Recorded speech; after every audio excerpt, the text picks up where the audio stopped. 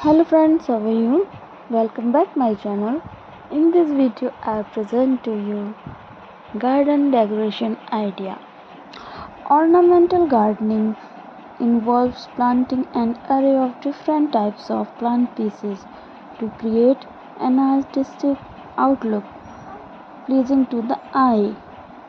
This does not necessarily have to be done expecting a fruit of the labor, but can be done to improve the aesthetic of your environment as well.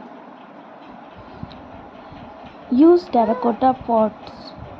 Display multi-colored flowers in a dried terracotta planters to save ground space. Take it a step further by recreating the beauty of a rainbow using red tulip, etc.